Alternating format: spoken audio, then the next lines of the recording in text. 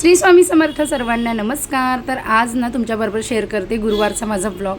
छान अशी गुरुपुष्यामृत योगावर ना स्वामींची पूजा केलेली। सकाळी उठून अगोदर देवघर वगैरे क्लीन करून घेतलं, मस्त वस्त्र वगैरे देवांना घातलेले आहेत आणि फक्त फुलं घालायची ठेवलेली। तर ना आज मस्तपैकी हार बनवले आणि हा जो हार आहे तो कसा बनवला आहे मी अगोदर शेअर केलेला आहे। तुम्हाला जर आवड असेल तर तुम्ही बघा, व्हिडिओ आहे।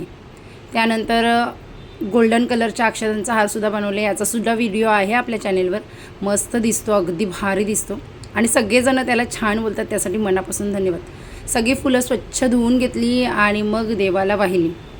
तर अशा प्रकारे स्वामींसाठी बनवलेला हार स्वामींना किती सुंदर दिसतं आणि ते स्वामींच्या गळ्यात बघून मला किती आनंद होतो हे तर तुम्ही बघू शकता, मी शब्दात सांगू शकत नाही। स्वामींसाठी किंवा देवघरासाठी किंवा घरामध्ये वेगवेगळे गोष्टी मी करत असते आणि ह्या गोष्टी मी आता नाही तर व्हिडिओसुद्धा बनवत नव्हती, त्याच्या फार वर्षा अगोदर पूर्वीपासून करते हे सगळं फुलं पानं। आणि हा तुम्हाला तर किस्सा माहीतच आहे, तांदळाच्या हाराचा एक नंबर झालेला, आयुष्यभरासाठी लक्षात राहील। पूजेची अशा प्रकारे तयारी केलेली। अभिषेकाला आज ना मस्तपैकी केशरचं दूध आणि मँगो पल्प घेतलेलं, स्वामींचा अभिषेक करणं त्याच्याने। आणि अभिषेकाला सुरुवात करते तोपर्यंत श्रियाल आलेला, तो बाहेर गार्डनला खेळायला गेलेला। तर मग आला तो आणि मग त्याला पण करायचं असतं, मी देवपूजा करायला बसली का त्यालासुद्धा सगळं करायचं असतं। स्वामींचं स्तवन जप वगैरे करून मग अभिषेक पूजा मी नेहमीच ना केंद्रामधनं मिळालेलं दिंडोरी प्रणीत पुस्तक आहे ज्याचं षोडशोपचार पूजा, त्या पुस्तकातनं सगळ्या अभिषेक पूजा मी करत असते। तुम्हालासुद्धा आवड असेल तर तुम्ही तुमच्याजवळ स्वामींचं दिंडोरी प्रणीत केंद्र असेल तिथनं किंवा त्यांची वेबसाईटसुद्धा आहे, तिथनं तुम्ही मागू शकता।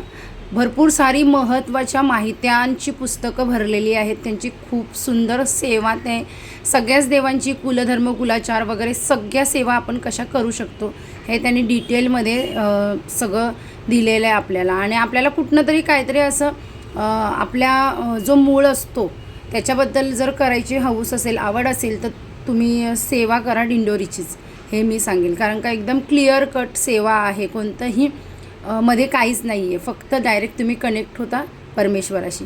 सगळी पूजा मस्त करून घेतल्यावर मी अशा प्रकारे स्वामींची आरती वगैरे केली आणि स्वामी भारी दिसत होते आणि माझा मुलगा बघू शकतो, त्याला फार आवडते या सगळ्या गोष्टी।